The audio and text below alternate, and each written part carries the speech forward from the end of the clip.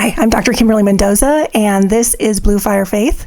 Okay, so I'm going to say something really weird because I'm going to get into something today that's a little different, I think. Have you ever seen like one of those movies with Dracula or any movie with a vampire? And I know vampires, a lot of Christians don't like to watch movies with vampires, but there's a lore that goes with that where if you don't invite the vampire into your house, they're not allowed to come in. And it's kind of interesting because I think that it's the same way for Christians. If we don't invite evil into our home, it's not allowed in. It's only allowed in if we bring it in, if we allow it in. And so today I just want to talk a second about what are you allowing in your home? Is it bringing you joy? Is it bringing you peace? Or is it bringing you strife? I think it's really important. What got me thinking about this was I read the story starting in 1 Samuel 5 all the way through 6:12. It talks about how the Ark of the Covenant had been taken from the Israelites, and in this Ark of the Covenant, as it would come into these cities that had no business with it, they would break out in plagues and people were dying and all of that. And so it just made me start thinking, what you bring into your home has the ability to destroy or to lift up. And depending on what you're watching or you're listening to, is it bringing God glory? Is it bringing the joy of the Lord into your home? And I know a lot of people don't really believe in the supernatural, but I have experienced it.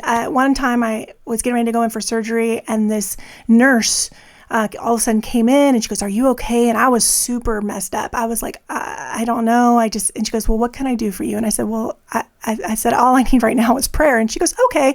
And she starts praying for me. And then she tells me that she knows all these people that I know that are Christian people. And I was like, okay, that's interesting. What a small world, And then when I asked people where she went later, nobody knew who I was talking about. And then when I mentioned it to my friend that supposedly knew her, she didn't know who I was talking about. And so to this day, I'm convinced I had an angel come to me in that moment in time. It was just so strange that it felt like that in that moment. And so, I'm not going to get off on all this supernatural stuff. I'm not going to go there, but I do think that there is power in that. And it is a world that is happening whether we like it or not, or we want to believe it or not. There is this other world that is happening, and we either feed it or we don't. And so are we feeding our house godly principles and the Spirit of God, and are we bringing that kind of stuff into our home where there's a presence of the Lord, or are we bringing in darkness and things that are actually grieving the Holy Spirit? That's what the Bible calls it, grieving the Holy Spirit. Would Jesus be able to sit down and watch something with us, or would he be able to listen to music? Or if he walked in the room, would you turn it off really quick? I know I used to do that with my parents. I didn't want them to know what I was watching, so I'd turn it off or turn the channel really quick. And the truth is, Jesus is in our heart. So if we're sitting there watching it or listening to it, he's being forced to listen to it too. And are we grieving the Holy Spirit?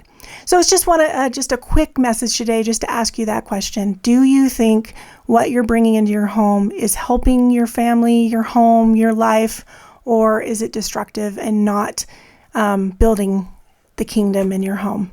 So just something to ponder and think about, and I'll leave that with you today. God bless you. Have a great day. Bye-bye.